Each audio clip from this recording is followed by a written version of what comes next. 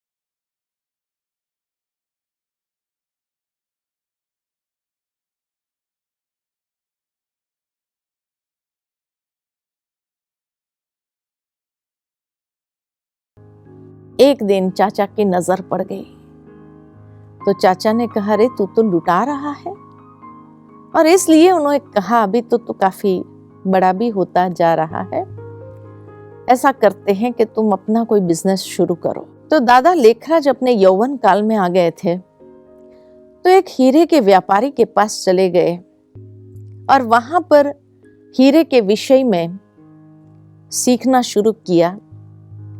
बुद्धि बहुत तीक्ष्ण थी, उस कारण से हीरे की परख बहुत अच्छे से करने लगे। उसके बाद उन्होंने अपना खुद का बिजनेस शुरू किया और काफी सफलता उस बिजनेस में उन्हें प्राप्त होने लगी। हीरे को देख करके ही पहचान जाते थे कि इसकी मूल्य क्या है। और इस तरह से दादा का जो नेचर था बहुत सात्विक, सतोप्रधान, जिस कारण से उन्होंने अपने बिजनेस के अंदर जो कॉन्टैक्ट्स एस्टैब्लिश किए बड़े बड़े राजा महाराजाओं के साथ किया। उदयपुर के राजा के साथ उनका बिजनेस कॉन्ट्रैक्ट होता था। वो अपने बच्चों को हीरे जवाहरत के गहने पहना करके उदयपुर के राजमहल में ले जाते थे। रानियां जब देखती थी तो वहीं पर कहते थे, दादा हमारे लिए भी ऐसा एक सेट बनवा देना। इसी तरह नेपाल के राजा के साथ, ऐसे कई राजघराने के साथ उनका ये उठना बैठना और उनका व्यापारिक संबंध जुड़ने लगे। कई जगह पर आना जाना। कई बार ये राजा महाराजा लोग कहते भी थे कि दादा ईश्वर ने सारे रॉयल्टी, राजाई लक्षण आप में दिया है, लेकिन गलती से राजा हमें बना दिया। दादा मुस्कुराते हुए यही कहते, ईश्वर से कभी गलती तो नहीं होती है। जीवन के अंदर भक्ति भावना बहुत प्रचुर मात्रा में थी।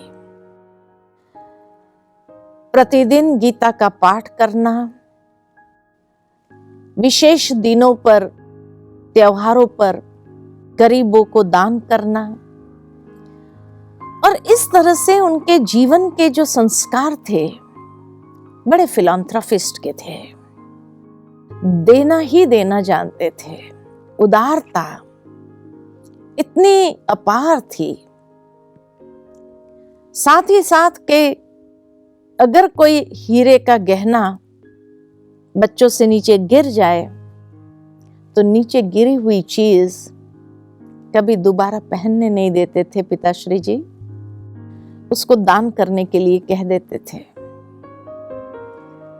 माना इतने ऊंचे संस्कार और भक्ति भावना भरपूर।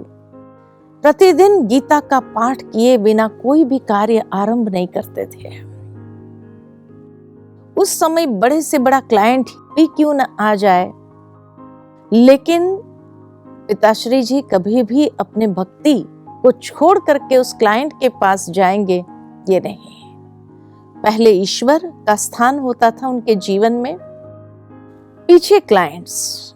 और इसीलिए जब तक उनकी भक्ति चलती थी, उनका गीता का पाठ चलता था, तब तक क्लाइंट भले बाहर बैठे रहे या उसी सत्संग में आकर के बैठे, वो भी गीता सुने। इस तरह का इनका व्यवहारिक जीवन था। परिवार के अंदर इतनी संपन्नता, और हमेशा कोई ना कोई गुरु की संगत में।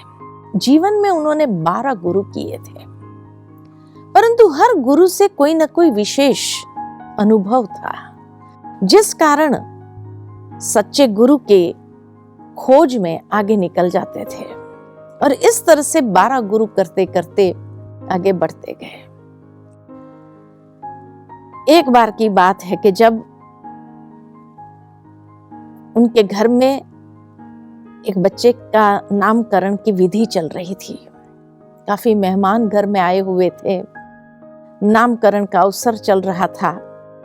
उसी समय गुरु जी का टेलीग्राम आया, और टेलीग्राम में यही लिखा था कि अर्जेंट मिलना चाहते हैं।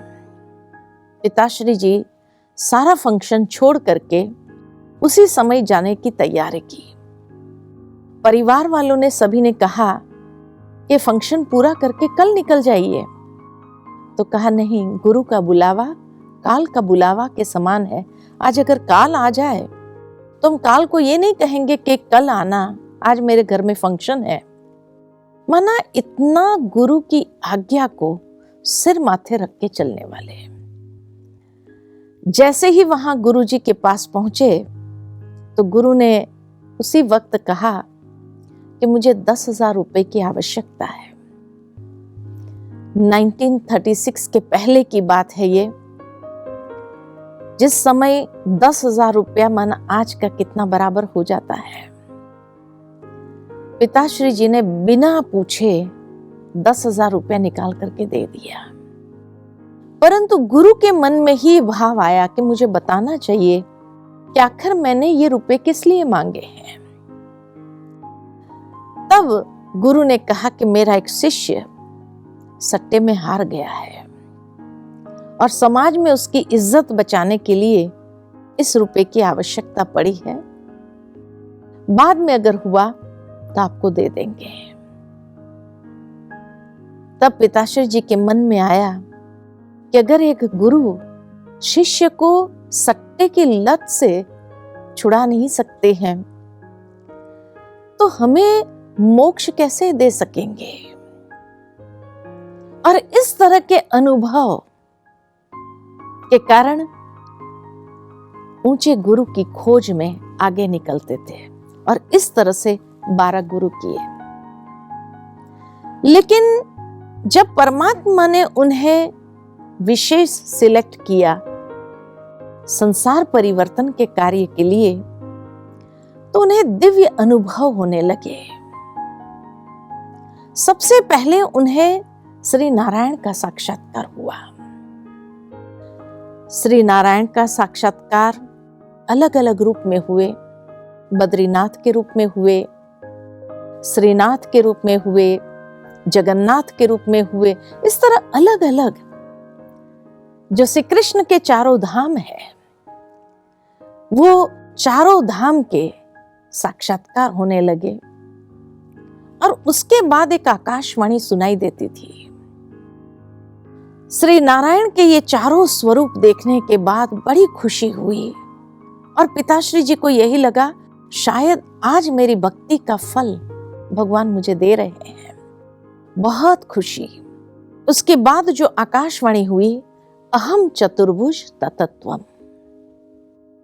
जब ये बात सुनी तो समझ में नहीं आया कि तू मेरा ही स्वरूप है, तो कैसे मैं उसी का स्वरूप हूं। उसमें काफी अंदर में मंथन चलने लगा कि हम चतुर्भुज तत्वम। बड़े विचलित हुए ये सुन करके। तब उन्होंने अपने 12वें गुरु को पत्र लिखा और कहा कि आपकी कृपा से आज मुझे अपनी भक्ति का फल मिला कि मुझे दिव्य साक्षात्कार हुआ श्री नारायण का।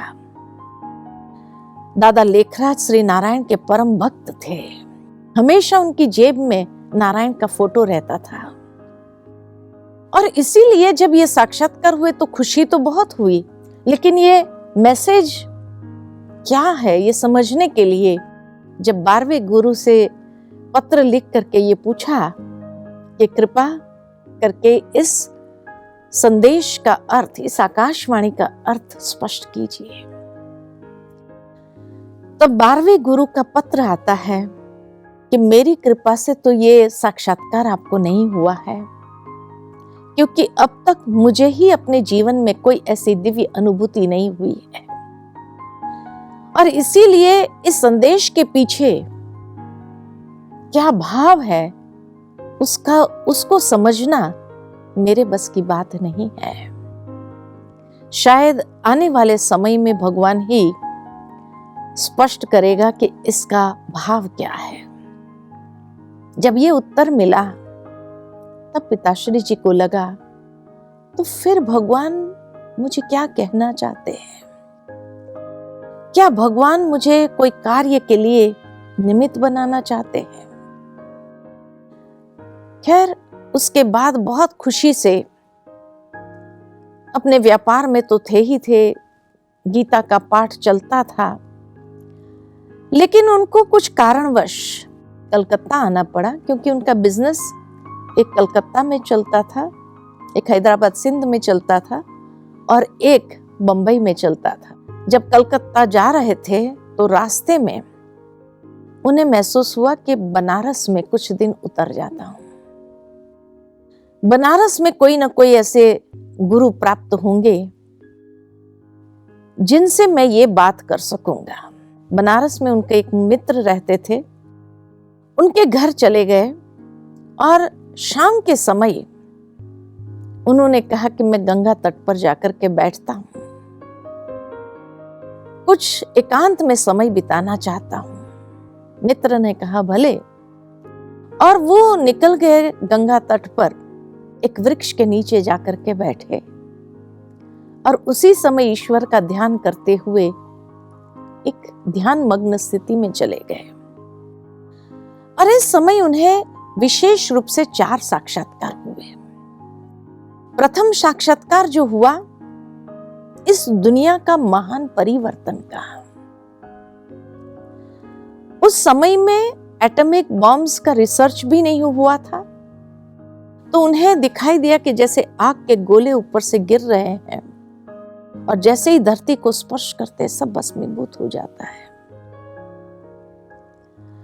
और लोग जैसे जल रहे हैं उस आग में, त्राहिमाम भाग रहे हैं, चिल्ला रहे हैं। ये दृश्य देखा।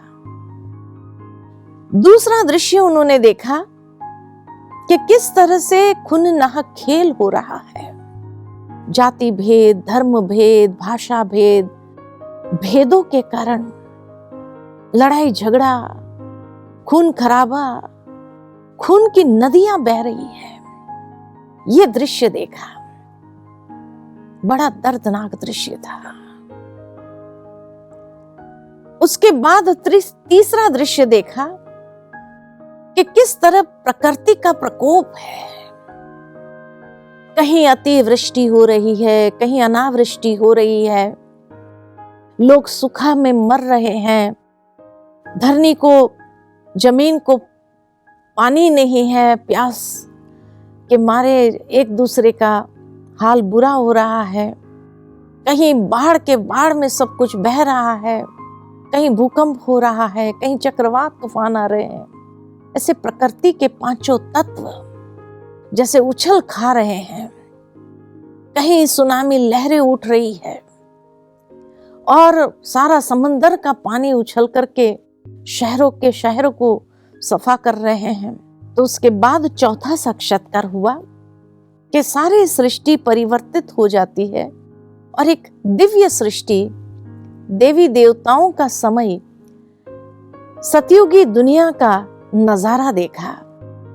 बहुत सुंदर स्वर्गीय दृश्य, और जैसे पवित्र आत्माएं ऊपर से नीचे उतर रही है और कोई न कोई देवी या देवता का चोला धारण कर रही है और पूरी दैवी दुनिया बनती जा रही है। राधे कृष्ण का रास देखा, ऐसी मोहिनी मूरत देखी देवताओं की, गदगद हो गए। बहुत जैसे उन लीलाओं में बस गए। लेकिन उसके बाद पुनः एक आकाशवाणी सुनाई दी कि निकट भविष्य में ऐसे महाविनाश के बाद ऐसी दैवी दुनिया तुम्हें बनानी है। तो बड़े विचलित हो गए कि मैं तो कैसे बना सकता हूं, और निकट भविष्य में इतना बड़ा महाविनाश होगा। उस महाविनाश के दृश्य को देखने के बाद उनके अंदर एक ऐसी वैराग्य वृत्ति उत्पन्न हुई, बेहद का वैराग्य। ये दुनिया खत्म होने वाली है, सब कुछ खत्म हो जाना है, लेकिन ऐसी दुनिया मैं तो कैसे बना सकता हूं। हे प्रभु, आप क्या कहना चाहते हैं? ऐसे गंगा तट पर जैसे बैठे बैठे ईश्वर से बातें कर रहे हैं। जब वे विनाश के दृश्य को देखा तो जैसे जार जार आंसू बह रहे हैं। काफी घंटे हो गए थे, तो भोजन का समय हो गया था, तब तक पहुंचे नहीं थे। तो मित्र ने नौकर को भेजा कि देखो दादा कहाँ है और बुला के लाओ। जब नौकर ढूंढता हुआ गंगा तट पर आए तो देखा कि वृक्ष के नीचे बैठे रो रहे थे। जब वो महाविनाश का दृश्य देख रहे थे, उसके बाद जब सुंदर स्वर्ग का दृश्य देखने के बाद जैसे एक सुकून की रेखा नजर आई, और फिर आकाशवाणी सुनने के बाद जब पिताश्री जी ये कहने लगे उस ध्यान मग्न स्थिति से नीचे आकर, मैं तो ऐसी दुनिया कैसे बना सकता हूं? हे ईश्वर, ये क्या पहेली है? ये क्या कराना चाहते हैं? कुछ तो स्पष्ट करो। बहुत कंफ्यूज स्टेज में थे। नौकर ने उस समय आकर कहा, दादा आपका इंतजार हो रहा है भोजन पर। वहां से चले, भोजन किया। दूसरे दिन उनको आगे यात्रा पर जाना था, कलकत्ता। कलकत्ता में जब आए, जब हीरे को देखने लगे, पार्टनर बता रहे थे कि ये हीरे देखो, किस तरह के हीरे आए हैं हमारे पास में। हीरे को जब देख रहे थे तो जो स्वर्ग का नजारा देखा था, और उस स्वर्ग के नजारे में जो सोने हीरे चांदी की जो दुनिया देखी थी, उन हीरों के आगे तो जैसे ये कांच के टुकड़े नजर आ रहे थे। तो कहते ये हीरे थोड़ी है, ये तो नकली है। तो पार्टनर को लगा ये दादा को क्या हो गया। तो कहा शायद दादा आपकी तबीयत ठीक नहीं है, थोड़ा रेस्ट करिए, कोई बात नहीं, कल हम बात करेंगे। रेस्ट करने गए, लेकिन खोए खोए से। ईश्वर क्या कहना चाह रहे हैं?